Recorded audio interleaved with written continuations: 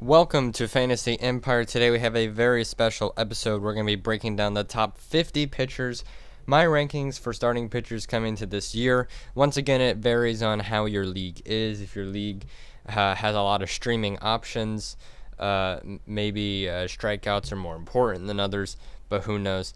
It's all up to your league. I'm just going to go through my 50 and be very brisk. I'm just going to go through maybe some projections.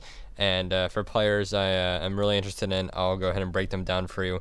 But I'm going to be the player, their projection, and their auction value. So we're going to start off with number 50 here, Jonathan Gray for the Colorado Rockies. He is about a $4 or $5 guy you can get here. In Colorado, you never really know how they're going to give up their home runs, but this guy is projected for about 168 strikeouts, a 10-10 record, and a 4 ERA, 1.31 whip. Nothing crazy, but about where he's going to be. Next guy up here is going to be Kevin Gausman.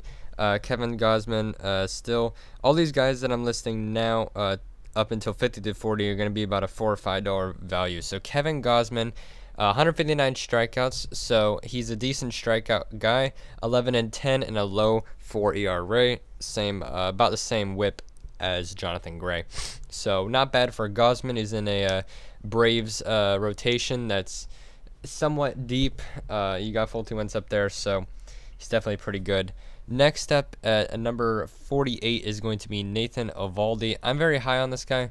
I think he's a great pitcher. It really just depends how his outing is, and that's the only issue I have with Eovaldi. Because of his strikeout ability and hard pitch ability, he might give up a lot of home runs as we've seen, but he's projected for 134 strikeouts, 11-7 record with a high 3 ERA. That's pretty good. And a decent amount of innings pitched too, because of where he is in the Boston lineup. Next after Eovaldi is Yossi I cannot pronounce this dude's name. The Seattle pitcher.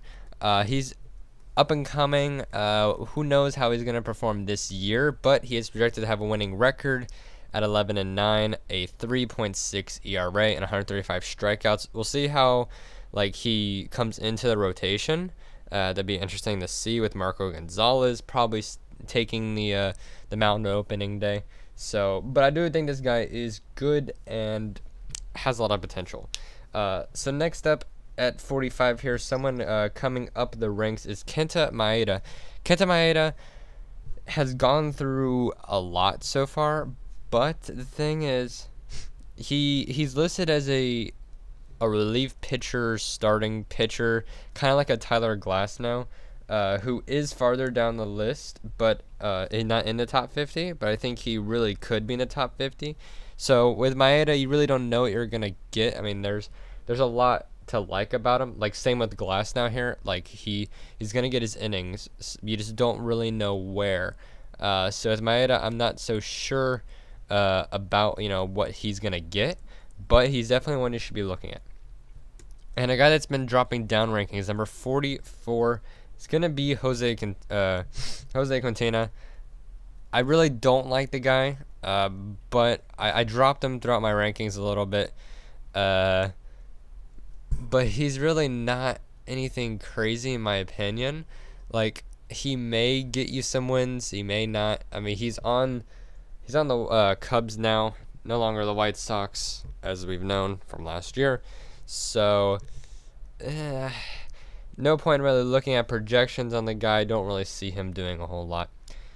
Next up at 44 is going to be Dallas Keuchel, and he's probably worth about $6. The thing is, he's still unsigned, which is kind of an issue. So once he gets signed, depending on where he gets signed, we'll see if that bump him up my rankings or bump down my rankings. But for now, I have him at 44. He's always going to be a winning pitcher. Now, that's the thing. Depending on where he goes. If he goes to the Orioles, maybe he's not a winning pitcher. But he's a decent strikeout and a low whip, decent ERA at 3.7. He has a good strikeout rate, but it's not, amazing. Definitely not a high strikeout guy. But will get you maybe 5 or 6 strikeouts during an outing, which is pretty good.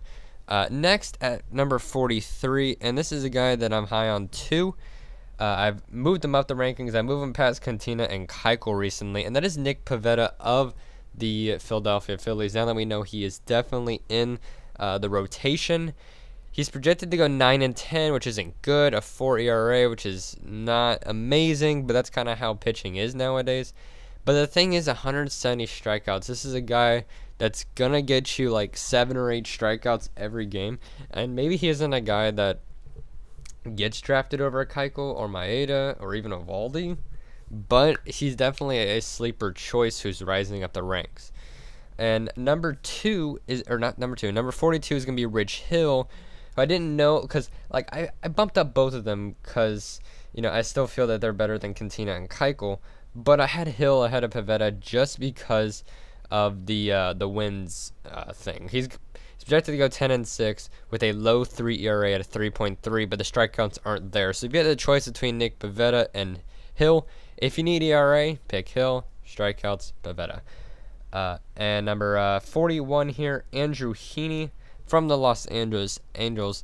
Heaney is a very interesting choice. We'll have to see if he goes with the winning record. He's projected 11-9, but you really never know with the Angels.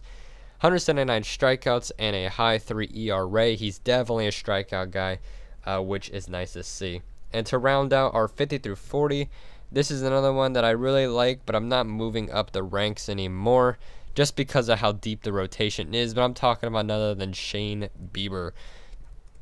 Mr. Bieber had an incredible rookie season last year. He's projected 11 wins this year and a high 3 ERA, low strikeouts. This is a guy, he's on a rotation with a good team. Just get him if you need wins, and who knows, maybe he'll lower his ERA this year. So that's what I have a feeling about Bieber. So now moving on to 39 through 30. These are guys that you're going to start getting for $6, $7, or $8. That's where I feel like in an auction league you should get them. Number 39 is going to be Rick Porcello. Rick Porcello is a high ERA pitcher, 4.10 here, 13-9, but 173 strikeouts. I wouldn't recommend taking Porcello, but I had to rank him somewhere. Number 38 is one of the older pitchers that kind of made a rebound last year on the Cubs, Cole Hamels, 13-9 projected, 3.83 ERA and 178 strikeouts. So I like taking Cole Hamels. Cole Hamels was available last year. I took him. Cole Hamels is a guy that in many mock drafts are falling down. So take him. I mean, he's good. So yeah, Cole Hamels. 37 is going to be Yu Darvish of the Chicago Cubs as well, another Cub pitcher. He's projected 9-7 with a 3.8 ERA, but Darvish, we've seen him do it before. We've seen him be good on the Rangers, so it's a risky pick somewhat, but it's a high upside pick, so it's definitely one you wouldn't feel bad about taking.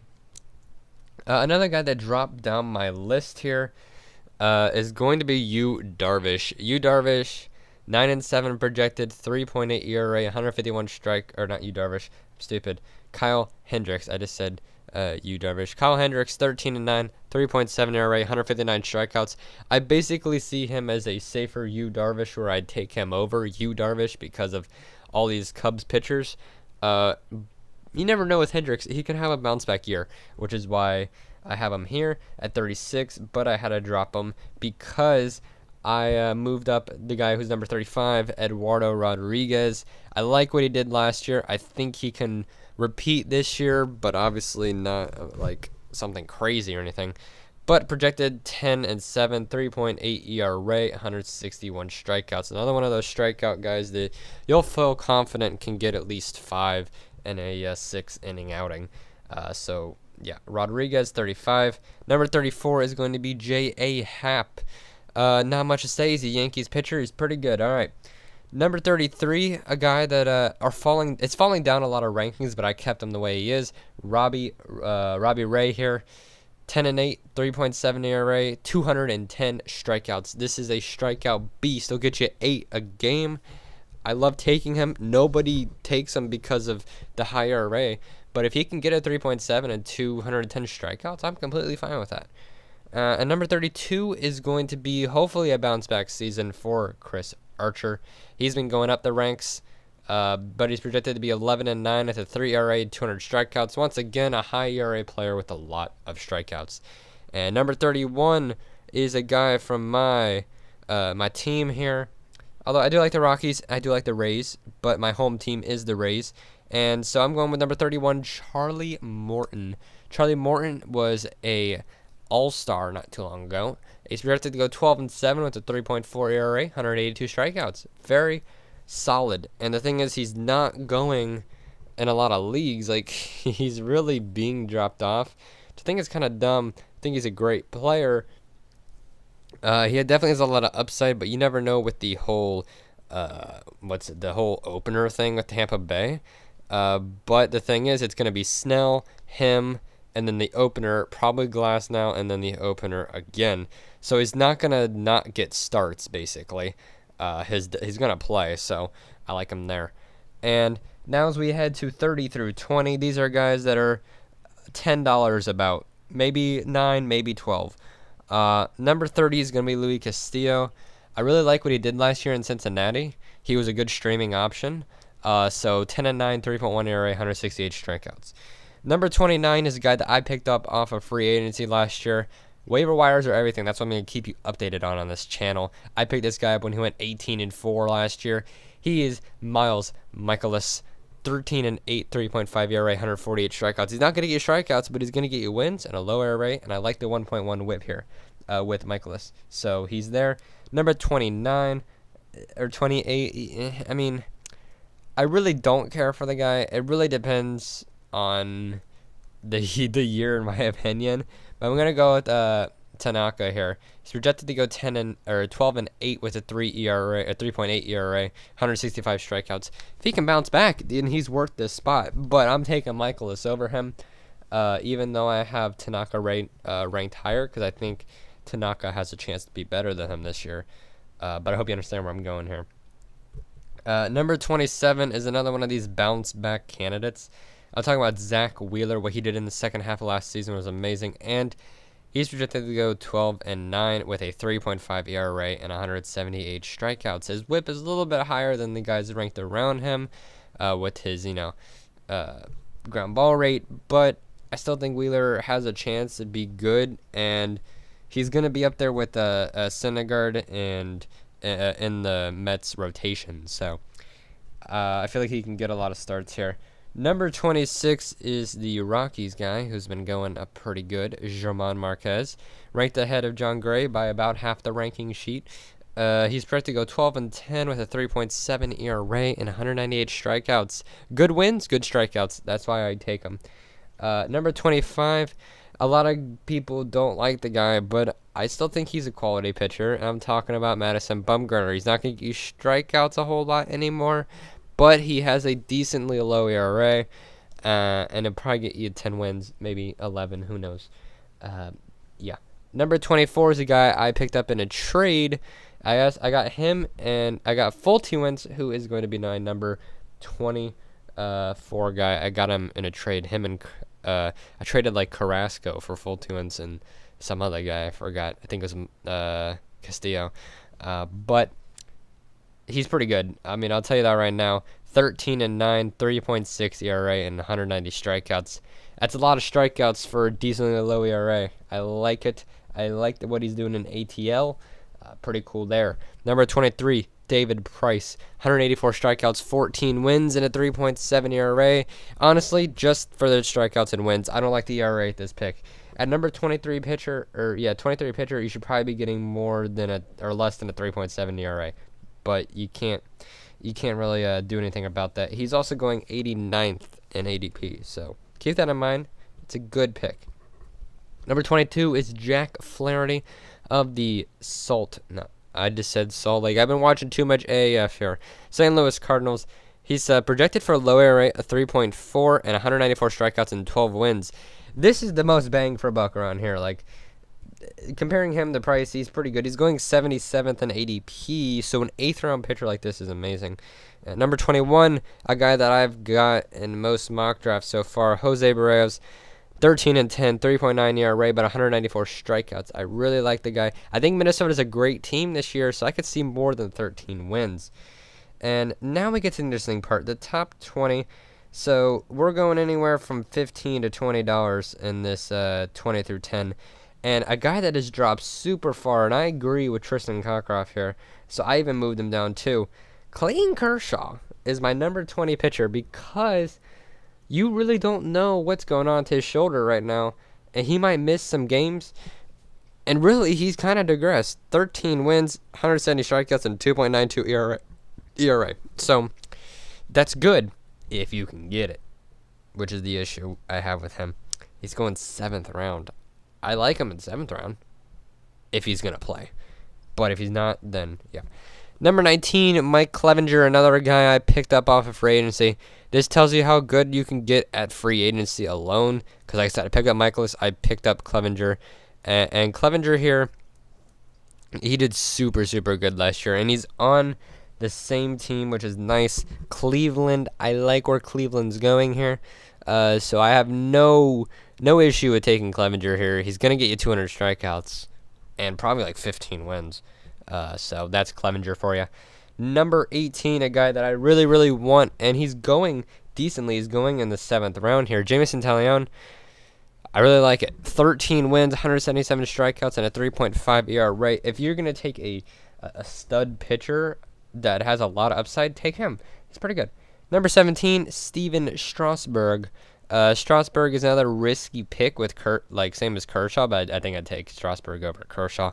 Strasburg projected for 186 strikeouts, 12 wins, and a 3.3 ERA with a low whip of 1.1. He's not like amazingly safe or anything, but in the 6th round, it's not bad. Number 16 is a pitcher that, who knows, maybe a change of scenery means something bad, maybe means something good. I'm talking about James Paxton. The strikeouts will be there, but I think the ERA goes higher because of the ballpark in New York. So they have the ERA at 3.4, strikeouts at 204, 13 wins. I like it. I think it's a good a place for him, and he's behind Severino. So the starts maybe aren't as much, but yeah, I definitely like Paxton here.